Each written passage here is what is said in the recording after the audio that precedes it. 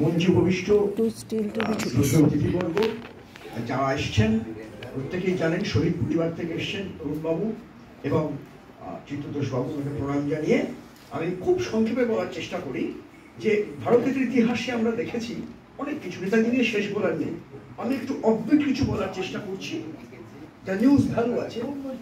যেহেতু আমাদের কলকাতা সংবাদপত্রগুলো একটি বা দুটি ছাড়া সংবাদপত্র সেটি প্রকাশ করে, এটা আমাদের লজ্জার ব্যাপার। গত সোমবারে সুপ্রিম কোর্টের ডিভিশন বেঞ্চ মাননীয় সূর্যকান্ত এবং মিস্টার ভুইয়া একটি বক্তব্য পেশ করেছেন। বলা হলো তিনি তীব্র ভর্ৎসনা করেছেন একজন মামলাকারীকে, তার নাম হচ্ছে পিনাপ্পানি মহান্ত। এই মামলাকারীর দোষ কি? তিনি সুপ্রিম কোর্টের কাছে, আমি কোথায় বলি আমি কোনো রাজনীতি মানুষ নই, কোনো দলীয় মানুষ কোনো কালে ছিলাম না, হয়তো ভবিষ্যতেও থাকবো না। এই মহান্ত তিনি বলেছিলেন ভারত সরকার আজাদ হিন্দ ফৌজকে স্বীকৃতি দিন যে ভারতের স্বাধীনতা ঘটেছে নেতাজি সুভাষচন্দ্র বসু আজাদ হিন্দের বৈপ্লবিক অভিযান। এটা নিয়ে বিচারকরা বলেছেন এটা এখানকার বলার জায়গা না ইত্যাদি। দ্বিতীয় যে পয়েন্টটা উনি বলেছেন, নেতাজি সুভাষচন্দ্র বসুকে নিয়ে অন্তর্ধান তদন্ত ভারত সরকার করুক, এইটা বলাতে কিন্তু মাননীয় বিচারকরা তীব্র ভর্ৎসনা করেছেন। এই নিয়ে কিন্তু জাতীয় স্তরে তেমন ভাবে আলোড়ন সৃষ্টি হয়নি, রাজনৈতিক বলে হয়নি। আমি মহামান্য কোর্টকে, সংবিধানকে শ্রদ্ধা জানিয়ে বলি যে যতগুলো বিচারক বসে আছেন, যতগুলো তদন্ত কমিটি কমিশন হয়েছে, 50-এর দশকে সাওনাজ কমিটি যে রায় দিয়েছিল, ইন্দিরা গান্ধীর আমলে খোসলা কমিশন যে রায় দিয়েছিল, এবং কমিশনগুলো গড়ে উঠেছিল জনগণের চাপে। দুটি রায়কে, অর্থাৎ তাহিরপুর বিমান দুর্ঘটনায় নেতাজির মৃত্যুর গল্পকে নস্যাৎ করে দিয়েছেন বিচারপতি মনোজ মুখার্জি কমিশন। আমি কমিশনের ডেপুটেন্ট ছিলাম, অজস্র নথি ঘাটার সম্ভব দেখা হয়েছে কি গভীর চক্রান্তের মধ্যে ভারতবাসীকে ফেলে রাখা হয়েছিল। 70 বছর পরে যে ফাইলগুলি বেরিয়েছিল, তারই ফাইল, সিলেক্টেড ফাইল, সব বেরিয়েছে, দাবি করবো না, অনেক ফাইল বেরোয়নি। এবং আমরা জানি 72 সালে নেতাজির ফাইল পুড়িয়ে দেওয়া হয়েছিল অন রেকর্ড, যেমন বাংলাদেশ মুক্তিযুদ্ধের ফাইল পুড়িয়ে দেওয়া হয়েছিল, আটকে করে জানা গেছে। আমার বক্তব্য যে নেতাজি সুভাষচন্দ্র বসুর মুখার্জি কমিশনের রিপোর্ট আপনারা জানেন, লোকসভার ডিবেটের তেমন সুযোগ দেওয়া হয়নি, বলা হয়েছে ইনকমপ্লিট, অসম্পূর্ণ। ঠিক আছে, অসম্পূর্ণ মুখার্জি কমিশনের রিপোর্ট। সম্পূর্ণ করার দায়িত্ব কার? তৎকালীন ভারত সরকারের ছিল।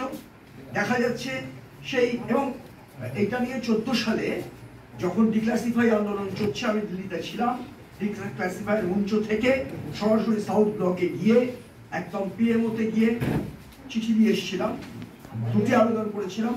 সে সময় নরেন্দ্র মোদী, তিনি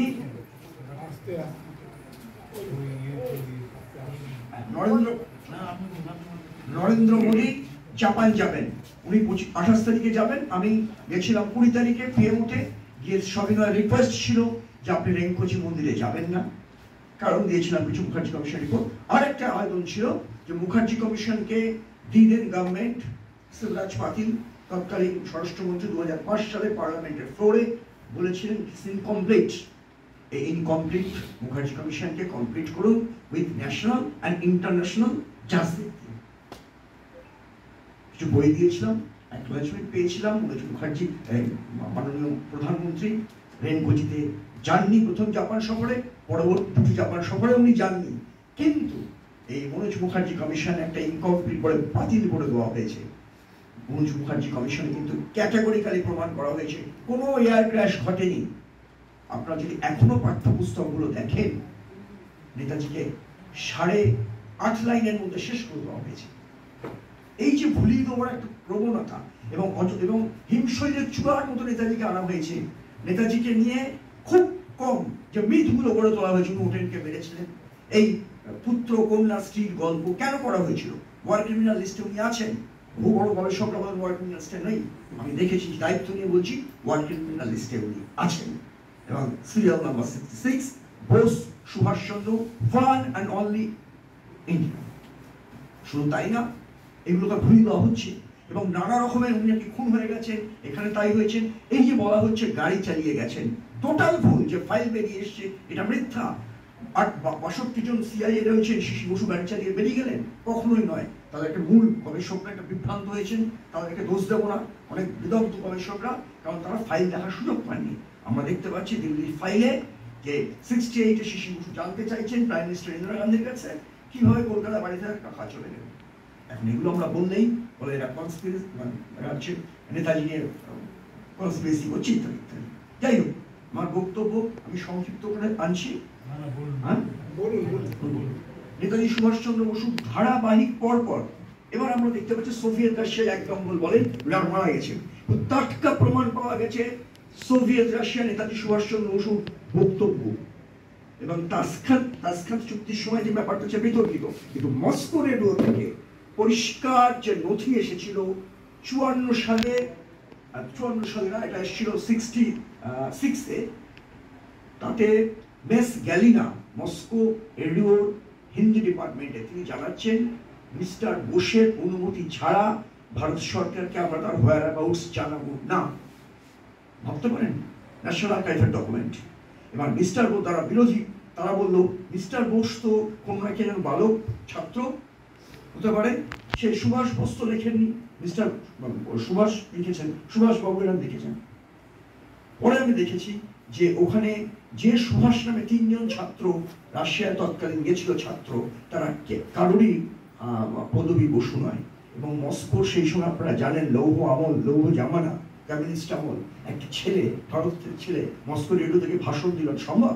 মুখার্জি কমিশনে বারংবার জাস্টিস মুখার্জি চিঠি দিয়ে জানতে চেয়েছেন স্ট্যাটাস রিপোর্টে যে আপনারা জানান, ডিটেলসটা দিন, মস্কো রেডিও থেকে উনি কি বলেছেন।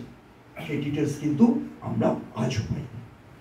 যদি সদিচ্ছা থাকে, রাজনৈতিক দলগুলো যদি ঐক্যবদ্ধভাবে দাবি তুলতে পারে যে সত্যিটা আসুক, আমাদের জানার অধিকার রয়েছে, আমরা ৭০-৭৫